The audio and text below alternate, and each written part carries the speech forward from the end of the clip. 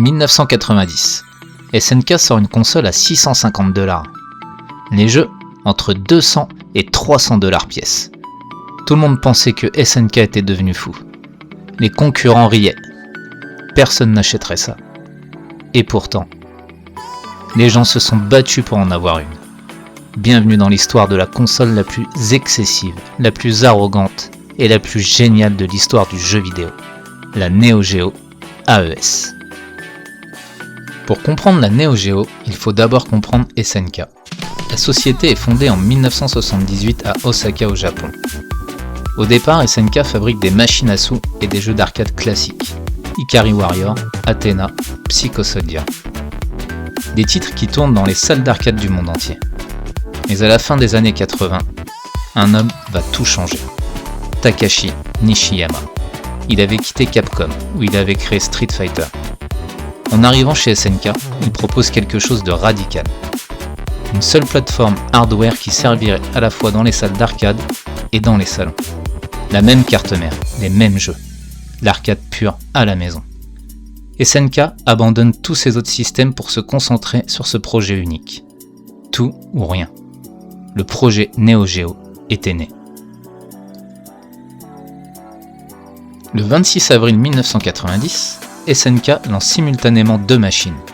D'abord la MVS, le Multi-Video System, la version arcade destinée aux salles de jeu. Et là, SNK fait quelque chose de révolutionnaire pour les exploitants. Sur une seule borne, ils peuvent mettre jusqu'à 6 cartouches différentes. Fini les bornes dédiées à un seul jeu qui prennent de la place et coûtent une fortune.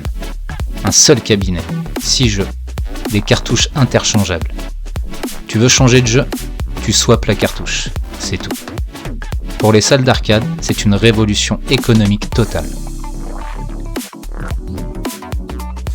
Le même jour, SNK sort la Neo Geo AES, l'Advanced Entertainment System, la version salon. Et c'est là que SNK fait le pari le plus audacieux de l'histoire du jeu vidéo.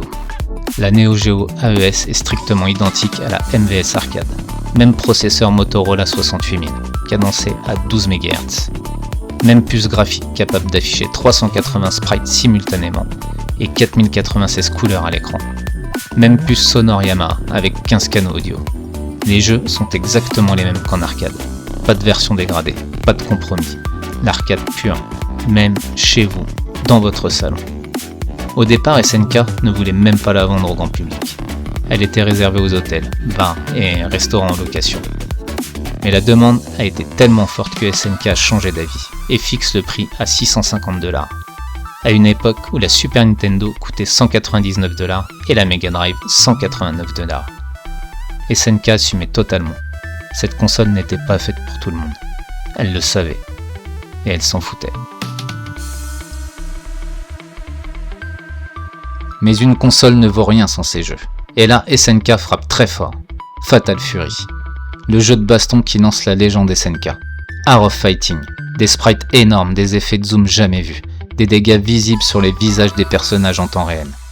Une claque visuelle absolue pour l'époque. Samurai Shodown, élu jeu de l'année 1993 par Electronic Gaming Monthly. The King of Fighters, la série annuelle qui crée l'une des communautés compétitives les plus passionnées au monde, notamment en Amérique latine et en Asie. KOF rivalisait avec Street Fighter. Et puis il y a Metal Slug, en 1996. Ce run and gun, au graphisme cartoonesque et hyper détaillé, devient instantanément une légende. Une série qui fait encore vibrer les gens aujourd'hui. Ah, Art of Fighting. Ce jeu a une place particulière pour moi. En 1998, j'avais 14 ans. Je vivais au Sénégal à cette époque. Un ami avait la Neo Geo AES. On passait des soirées entières dessus. Des heures à se battre, à essayer de maîtriser les coups spéciaux, à chambrer. C'était pur, c'était simple, c'était parfait. Ces soirées-là, je les oublierai jamais. C'est ça la Neo Geo. Elle crée des moments. Face à la Neo Geo, les autres constructeurs étaient dans une position inconfortable. Techniquement, personne ne pouvait rivaliser en 2D. La Mega Drive, inférieure. La Super Nintendo, inférieure. Même la Saturn et la première PlayStation avaient du mal à égaler la puissance 2D brute de la Neo Geo. Mais SNK avait un problème fondamental, le prix. À 650 $ la console et 200 à 300 $ par jeu, le marché était ultra niche. Nintendo et Sega visaient des millions de foyers. SNK visait les passionnés, les puristes, les inconditionnels de l'arcade, pour qui l'expérience parfaite valait le prix fort. C'était une stratégie assumée. Pendant des années, ça a fonctionné. Mais le marché du jeu vidéo allait basculer. Au milieu des années 90, la 3D débarque en force. Sony avec la PlayStation, Nintendo avec la 64. Le monde du jeu vidéo change radicalement. SNK tente de répondre avec l'Hyper Neo Geo 64 en 1997. C'est un échec commercial. Les jeux sont peu nombreux, la technologie 3D de SNK ne convainc personne. Pendant ce temps, la piraterie explose sur les cartouches Neo Geo. Les copies illégales coûtent des millions à SNK. En 2000, la faillite. L'une des chutes les plus brutales et les plus tristes de l'industrie du jeu vidéo. La société sera rachetée, renommée SNK Playmore, puis SNK à nouveau. Mais l'âge d'or était terminé. La Neo Geo AES cesse d'être produite en 1997. Les jeux continuent jusqu'en 2004. 14 ans de support au total. Le deuxième système le plus longtemps supporté de l'histoire du jeu vidéo. Juste derrière l'Atari 2600. Aujourd'hui, la Neo Geo AES est une légende absolue du monde du collectionneur. Les prix ont explosé. Une console en bon état part entre 500 et 800 €. Les jeux rares dépassent facilement les 500 € la cartouche. Certains titres ultra rares atteignent plusieurs milliers d'euros. Moi, en 2006, je me balade à Akihabara à Tokyo, le quartier du rétro gaming par excellence.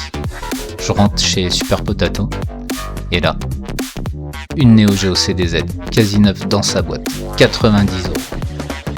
Je n'ai pas hésité une seconde. En 2009, retour à Akihabara, une carte mère MVS, double slow en très bon état, pour 120 €. Et des Neo Geo Pocket dans un panier en vrac à 10 € pièce. 10 € pièce. Des affaires incroyables. J'ai tout revendu. Ne faites jamais comme moi.